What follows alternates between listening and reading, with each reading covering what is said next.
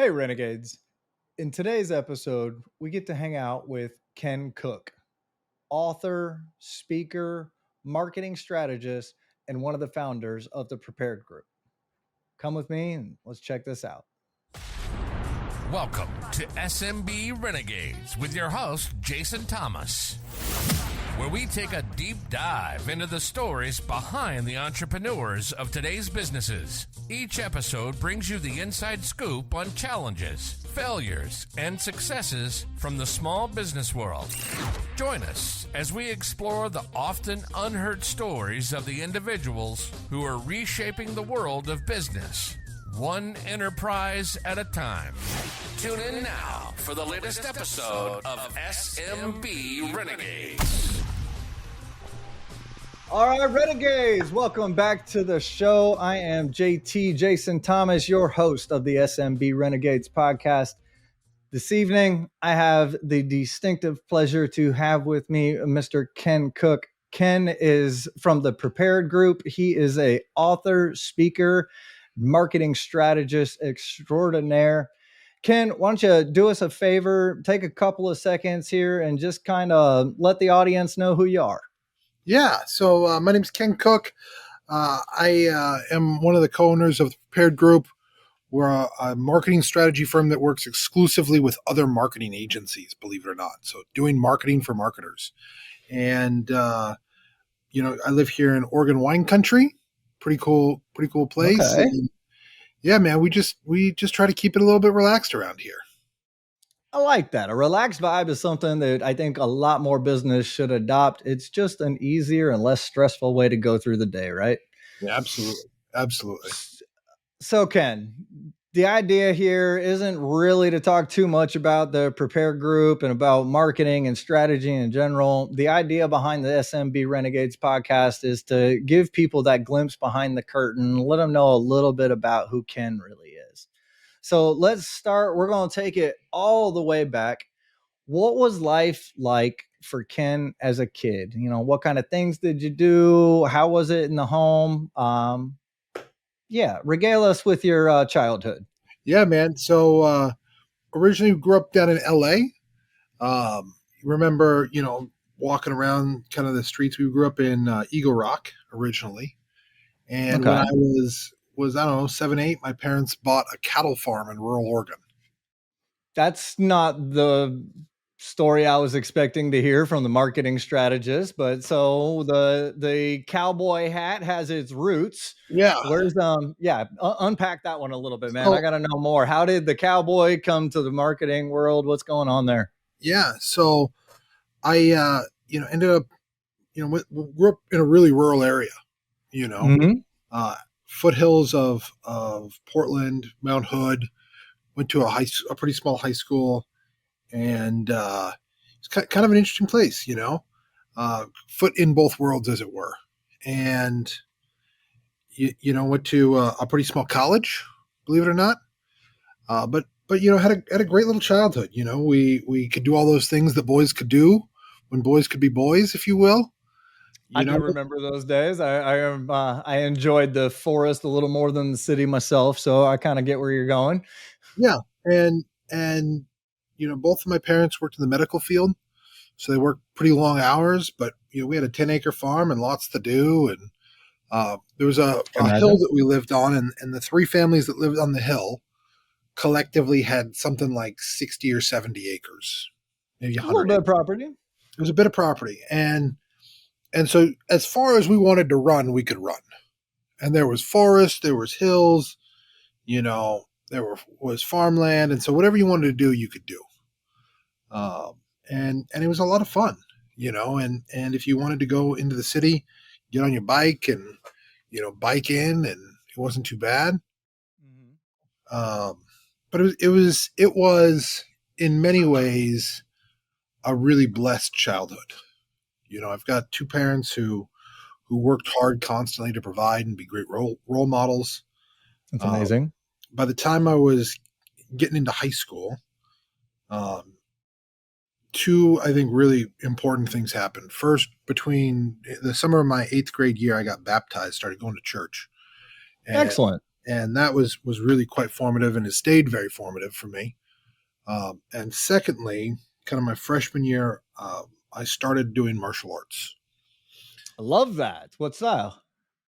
So I started in Taekwondo, but this isn't like your standard McDojo Taekwondo.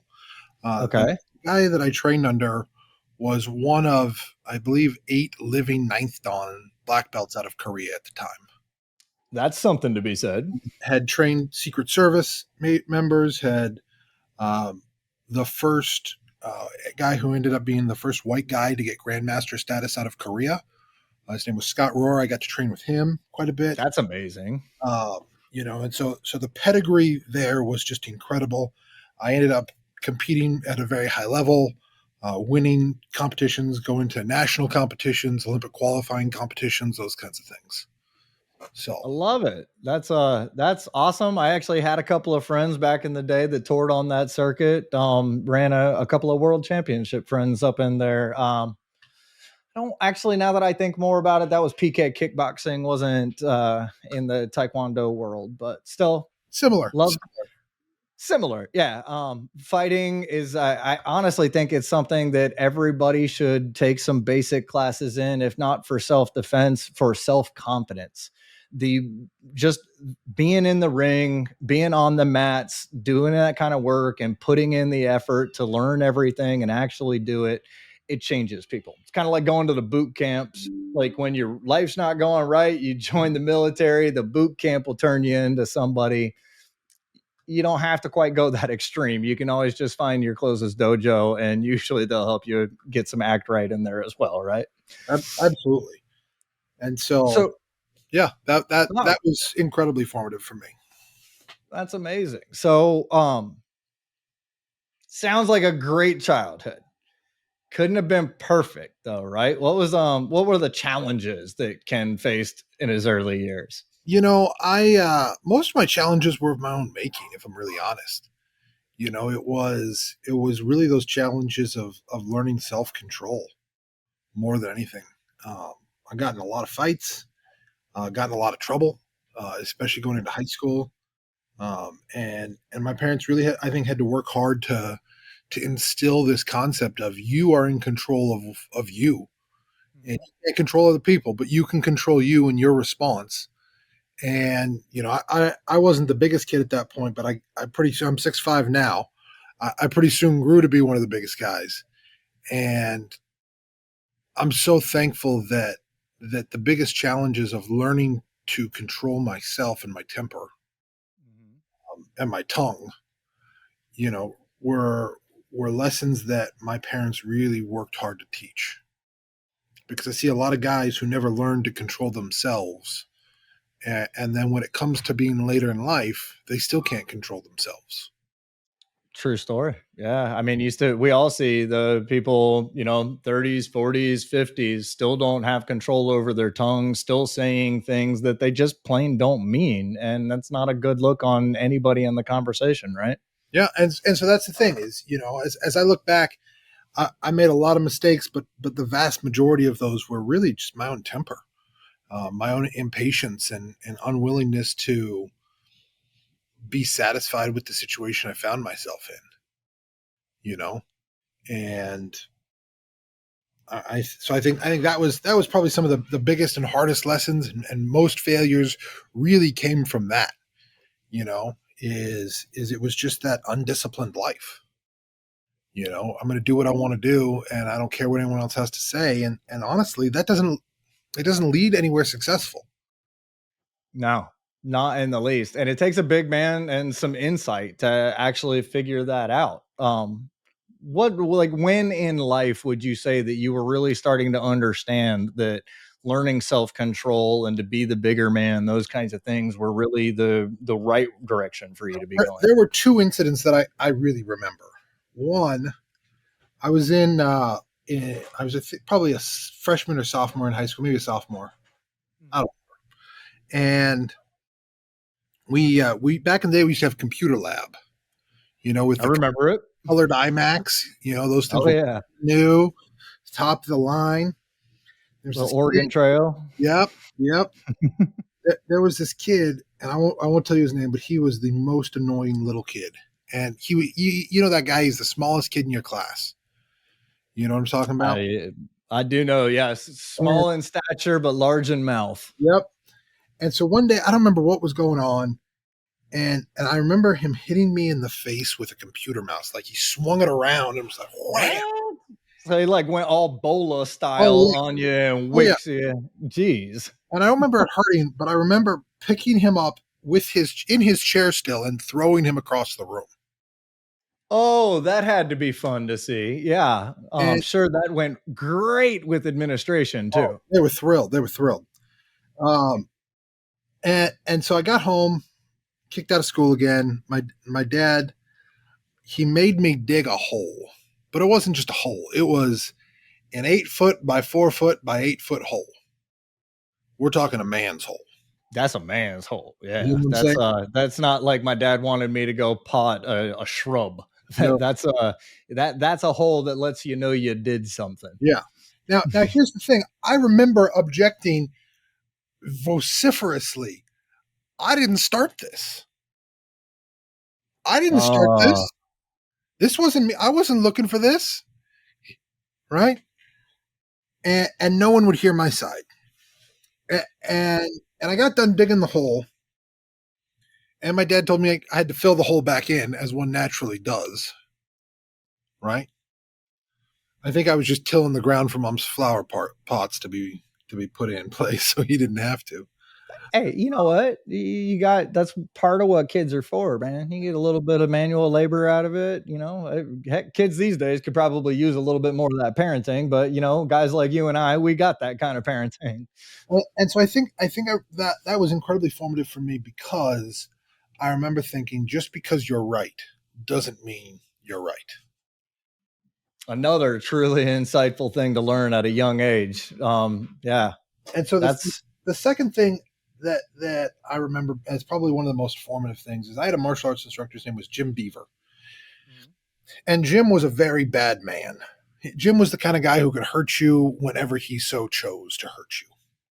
And so bad man in capability, not necessarily bad man in temperament. Right. And okay. Jim worked as I believe, what I recall, this may or may not be accurate, but what I recall is he was the head of loss prevention for Safeway. Okay. He oversaw the Portland Metro for loss prevention. All right. And something that allowed him to come in and teach martial arts classes at 11 a.m. And makes sense. Yeah. And I remember one day Jim said to me, "Son, today I'm going to teach you to kill so that you never have to." And the thing that I remember so vividly was this idea that strength doesn't come from raw power and ability. Strength comes from control of raw power and ability. And I mean, this was a guy who could reach out and tap you on the shoulder with his foot like he was tapping you on the shoulder with his hand. I mean, he could do whatever he chose to do. But his ability to control that was just so great. And the thing that I remember yearning for was the ability to control myself like he could control himself. And so I think those two, especially as I look at, those early high school years, those were just such formative experiences for me. I can imagine. I mean, that is some deep insight and retrospect that you don't usually find in your teenage years. I commend you for that, man. That was it, So yeah, that's high school, man, in kind of a nutshell. Wow. So move the timeline down a little bit, as we say, move the chains in football. Yeah. Let's start talking about the early career steps, college and beyond. What got you to being a marketing strategist, author, and going for all that? So I went to school originally for philosophy. Interesting. And so my aim was I was going to get my associate's degree. I got a 3-quarter scholarship to do tech theater at the community college. because I was very, very good at lighting and construction, and the theater department there was just top tier, like one of the best Excellent. theater companies around. And Portland's kind of an artsy place, and so um, I took that opportunity. And by the time I was 19, I got married. And my wife and I now we've been married going on 19 years, believe it or not. Congratulations. That's a big one coming up here around the corner. Yep. And so, was going to school. We had just gotten married, and I got a scholarship offer down at George Fox University. I can't prove it, but the fact that her brother-in-law was the head of admissions at the time might have helped. I mean, there's argument to be made there. I can see where you can't prove certain Can't things, prove but anything, you might have speculation. but I got a theater scholarship there to do theater there, and so I went to George Fox with a goal of doing philosophy, because I wanted to work for an apologetics ministry, so doing argument and debate and that sort of a thing. And so I did that, and started working for an apologetics ministry, and I worked there for quite a while. And so I worked at a church simultaneously. And one day, the head of the ministry came to me and he said, "Look, the ministry's not doing very well. Somebody's got to go get a job." And I said, "Well, I'm the youngest one. I'll go." And I ended up getting a job at this marketing agency. I didn't know anything about marketing. And it was a Okay. sales job, but I figured out, hey, I'm personable. I can sell somebody something. What I did not count on was it was a turn and burn boiler room sales room.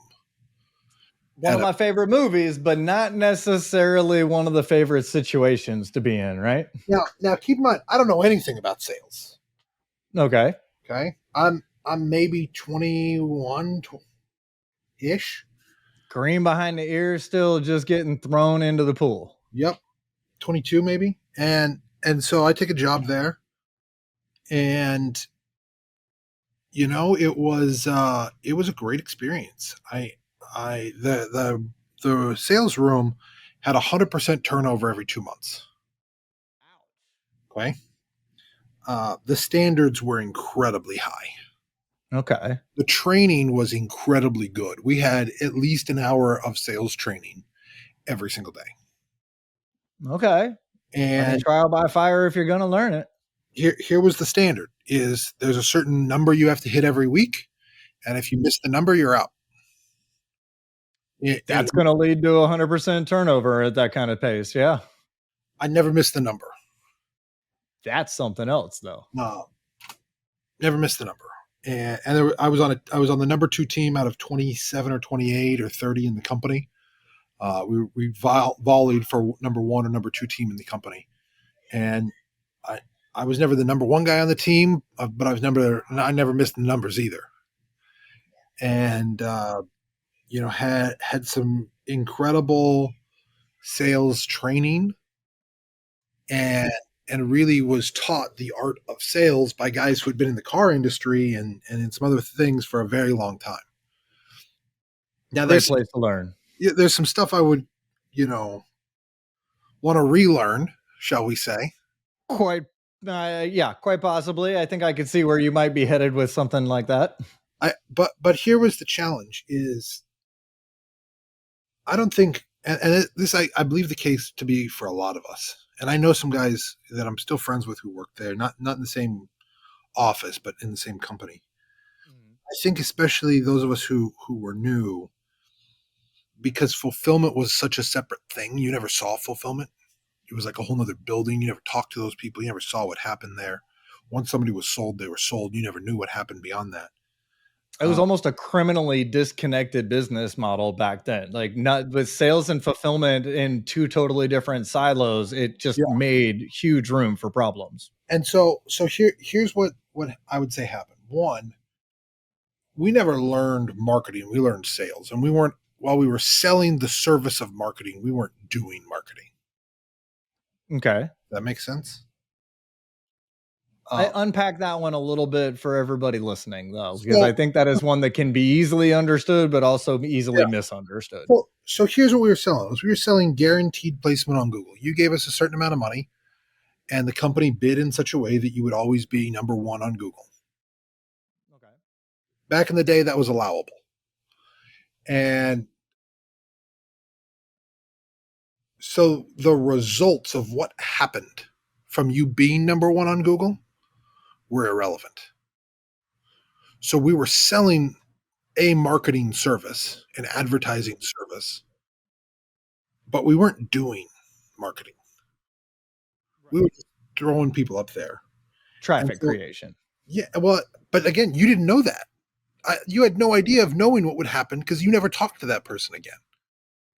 Ouch. You talked Yeah, to them that's one time for 15 minutes, get a credit card number, and that's all you ever spoke to them. You never got to see the ranking reports or anything to let you Never. know that if anybody was actually getting somewhere. Never. It was not our job, not our role, right? I mean, back in those days, a lot of companies didn't even supply those reports to their clients. The way they knew it was working is you would type in such and such into Google, right? And so I would say it took me a long time to ask the question, does this work? Interesting. And it wasn't until Google changed its policy 2010, I want to say, that even became a question, because Google made a policy change that said Google partners can't guarantee placement any longer. Okay. And so moving forward from there, I ended up getting promoted into their strategy department, and my job was to literally talk to every single person sold by the company. Okay. Different approach to where you were. Yep. And so I had a manager. His name was Tony. And he was a tiny little Asian man, very, very small, maybe 90 pounds soaking wet. And Tony knew that I didn't know the first thing about marketing. And he said, Ken, here's the deal. I'm paying you an hour a day to read. And I want you to learn marketing. I want you to study marketing. And I want you to understand marketing so that you can make not a sales recommendation in this department, but a business recommendation. Okay. For a year and a half, give or take, I studied. And it was my job to study an hour a day. And I learned marketing. And we were one of the only departments in the company that could sell anything from websites to SEO to ads to Facebook ads. We were a beta company for Facebook, local SEO. I mean, if they needed it and it was a marketing service, we could sell it. It was a 650 man company. It was pretty sizable. Yeah. And so I learned all those different aspects. There was some shuffling that occurred. And there was a new boss who was brought in, and he ran a very successful division of Yellow Book. Okay. And I remember there was a few of us old timers who had kind of been in the strategy department together. And this guy comes in his suit and tie, and we thought he was an idiot. He looked like an idiot. He sounded like an idiot. And his name was Mark McAleer. And Mark, he came in his first day. He said, "Look, I've got two roles. I've got the head of the website and SEO department. I've got the manager of the strategy team. You guys have 6 weeks. Whoever sells the best picks their spot." Okay. Now the manager, the guy who was running the SEO and high dollar web dev department, got a corner office right next to the VP with a door. Now I'm 24. Give or take, 23, 25, somewhere in there. I'd never had an office. I'd always had a cubicle. For sure, yeah. And all I could think of for those 6 weeks was, I want a door. I want a door. And I sold like I have never sold in my life. And I think I outsold everyone else 2-1, at least. And he wanted, and I said, I wanted the office with a door. And I remember calling my mom and saying, "Mom, I have a corner office right next to the vice president of the company, and I have my own door." and just thinking that it was the greatest thing, you know. Top floor of the Oh, building, you had windows, you had a door. I got a personal assistant. It was fantastic. I Okay. mean, next step is the raised and embossed business card. Right. I had to buy those myself, sadly enough. Um, Jeez. Years later, that's yeah. And so that there was so much that I learned there. So much that I learned at that company about what to do, what not to do, being in meetings with senior management, senior leaders. How do you deal with really challenging clients? How do you deal with really challenging people within an organization? Office politics. But the thing that I would say was most important was there was a guy there who was a strategic partner of the company. His name was Rusty Russell. Now, Rusty invented the concept of SEO in 1993. And that was the guy that we got to work with directly. And the ministry that I worked for, he had a very similar parallel ministry that he worked in and that he ran. And so he, liking this, took me under his wing, and that man taught me everything he knew about SEO. He held nothing back. I applied it to the ministry's website, which was getting probably 1.5 million people a month. And we bumped that within a 6-8 month period to, I would say, 6 million people a month. That's substantial. When you typed in Mormonism, we showed up before the Mormon church. That's seriously substantial then. That's the kind of thing. Like we were dominant. Yeah. If there was a term that I wanted, I knew what I needed to do. I knew how it needed to happen, and I could rank first for it. Okay. And so I ended up leaving that company because I had they ended up dissolving my department. I had an offer to go work for a competitor.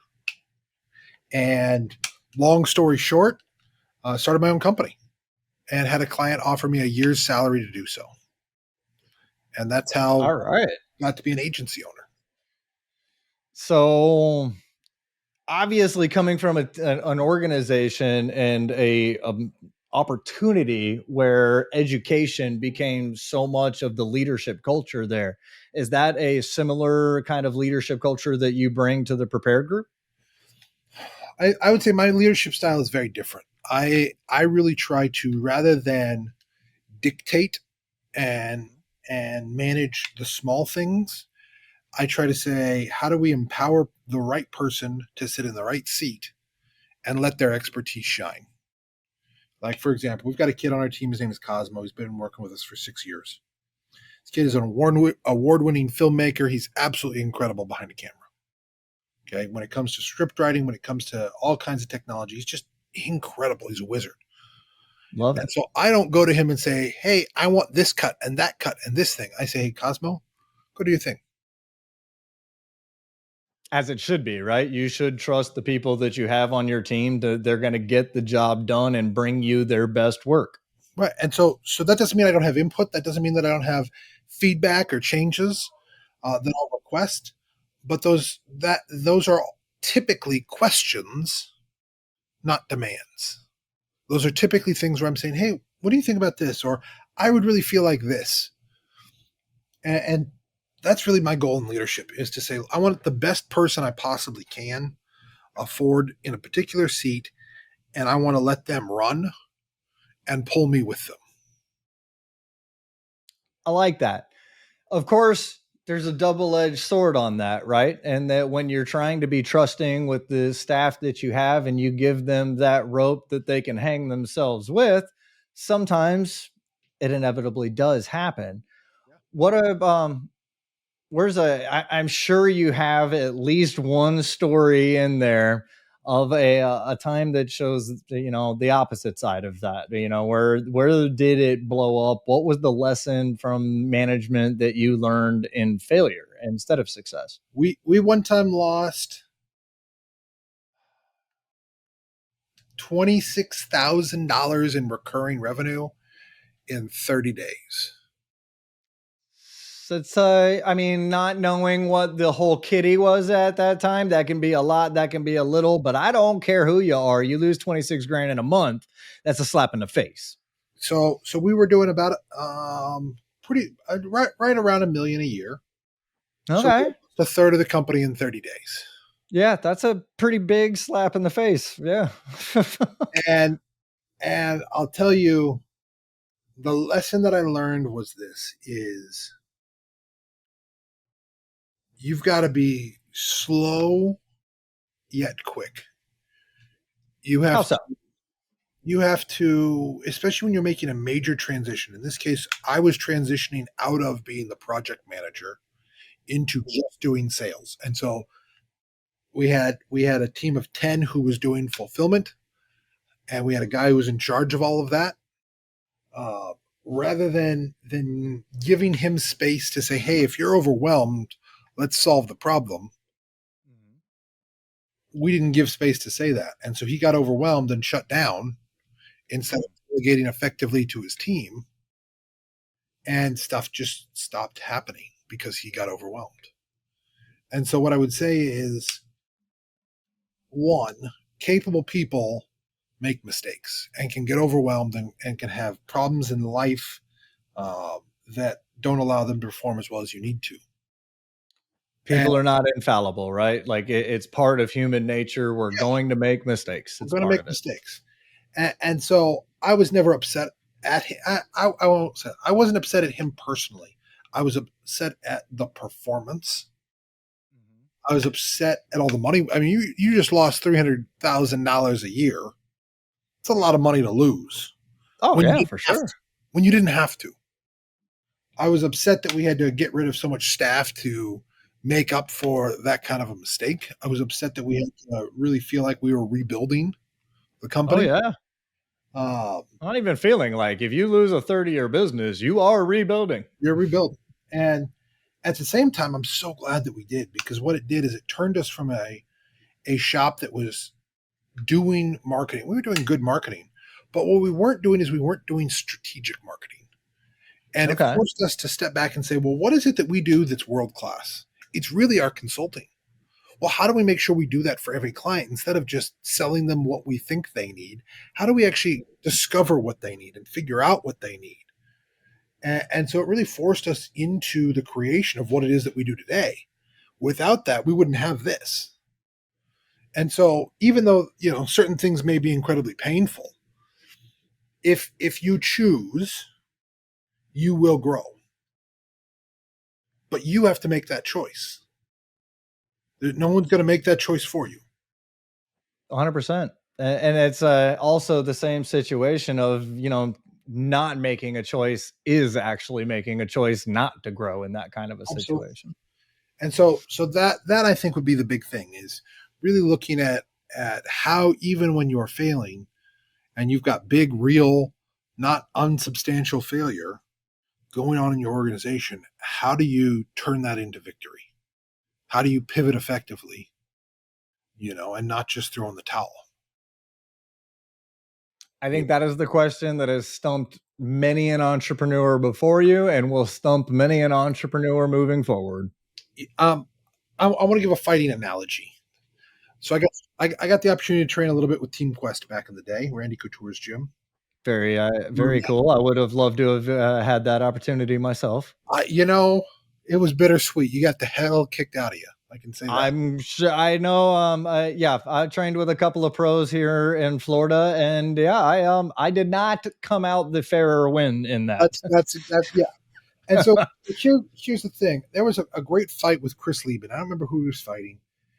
He's the guy who had that. Lieben, man, I haven't even heard that name in forever. That's a whole nother tangent that we could go down. But keep going with yours, or we will go down that team. And he had that crazy orange hair. I remember this fight where he just got rocked, and I swear he was out on his feet. And instead of, he stumbled back, and instead of leaning into the cage, he just started marching forward while swinging.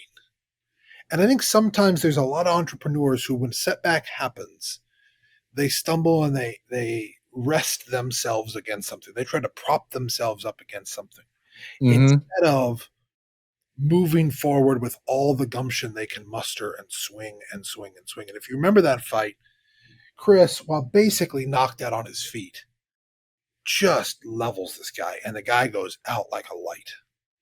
right I there. vaguely do remember that fight, actually. It's one of the greatest fight moments I can remember. And the thing about it that was just so striking to me is he had that choice to quit. He could have quit, and no one would have said word one. They would have said, "Yeah, you got hit hard and knocked out. You It would weren't." have been totally okay.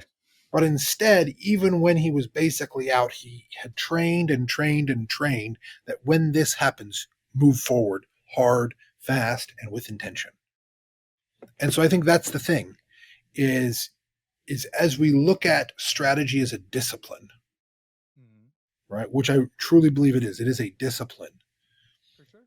Great wins, regardless of whether it's on the battlefield or in the cage or in a martial arts ring or in business, come from the ability to have ruthless aggression and moving forward. And even when things are hard or difficult or problematic, you're moving forward. You're driving forward into circumstances, not letting circumstances drive you. Well, Ken, I'm not going to lie. I was just about to ask you, what would you like to leave as parting words on the ears of all of our listeners? But I don't think you're going to come up with something much stronger to say than that. So why don't we just change it up a little bit? Tell everybody how that they can get a hold of you and learn more about you, what you do, and possibly even work with you. Yeah. So our website is thepreparedgroup.com. Go there, you get a copy of our latest book, Start With Strategy.